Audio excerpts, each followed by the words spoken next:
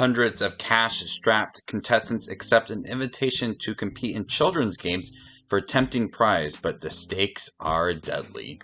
Welcome, movie watchers. Thank you guys for stopping by my channel. Today we're going to be talking about the new Korean Netflix series, Squid Game. This, by far, is one of the most tense, captivating series I have seen on Netflix this year. This series left me speechless.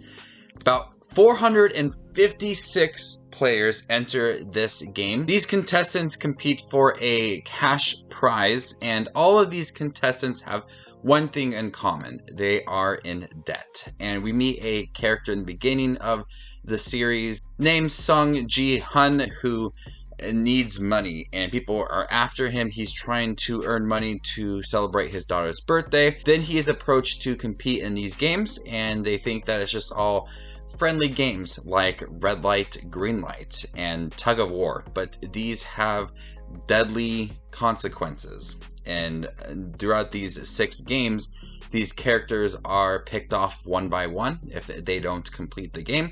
And so the amount of contestants dwindles down to the teens by the end of the series.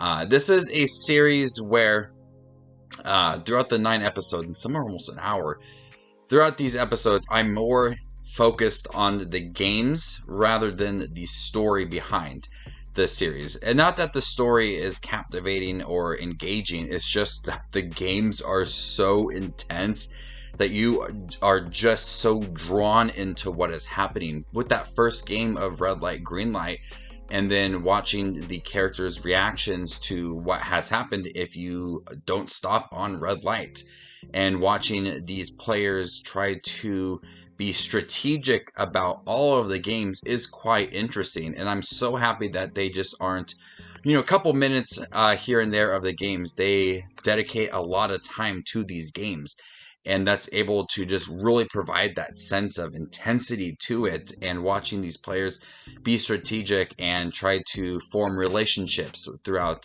the 6 games. And each game is very intense. Some are a little more intense than others, especially that red light, green light, and that tug of war. But some other games as well don't feel as intense, but still really engaging to watch. And so this is a series that I just want to watch the games play. And then you have, relationships forming throughout the 9 episodes. You have a police officer who's trying to work his way into the games and uncover everything that's going on. And people trying to, outdo each other or be sneaky about things. Then you have this VIP story at the end of it all. What I find interesting about the stories surrounding the games, what lengths people are willing to go to win all of this money, because they all have that one thing in common, is that they're in debt and they really want that money. And the games and the creators of the games are testing these people to see what will they do. And a lot of times when they're not playing the games, there's tension amongst all the contestants.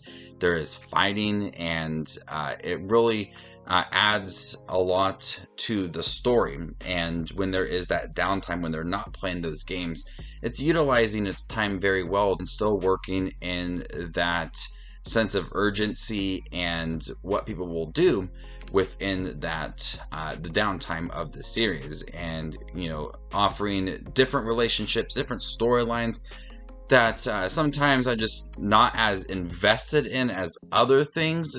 And people try to form relationships and manipulate people.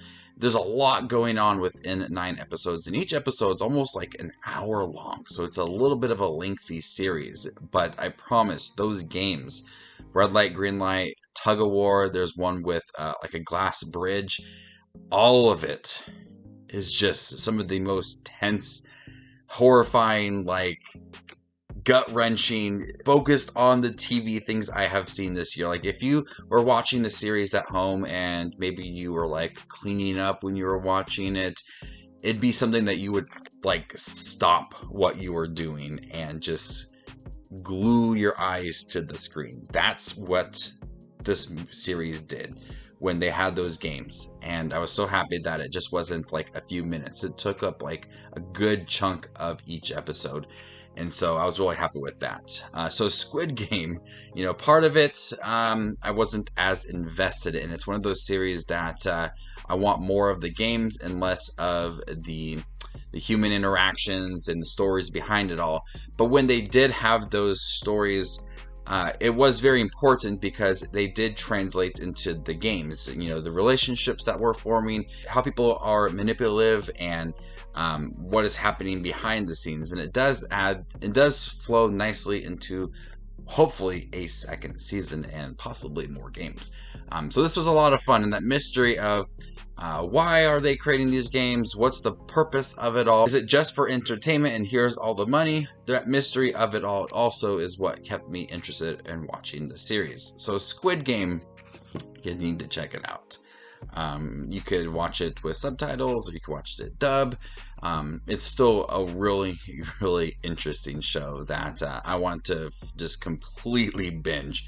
So you need to check out Squid Game. So before I give you my score for Squid Game, make sure to check out my channel. Here I do movie reviews, trailer reactions, ranking videos, tier lists, all that fun movie-related content you see on YouTube. I do it all here. So hit that subscribe button to get it all in one spot. I'm going to go ahead and give Squid Game a B+. Thank you guys for checking my review for Squid Game on Netflix. Have you guys seen this 9-episode Korean series on Netflix? If you guys have, let me know what you thought about it in the comment section down below. Stay tuned for more up and coming content. My name is Just Watches Movies, and you guys stay classy, YouTube.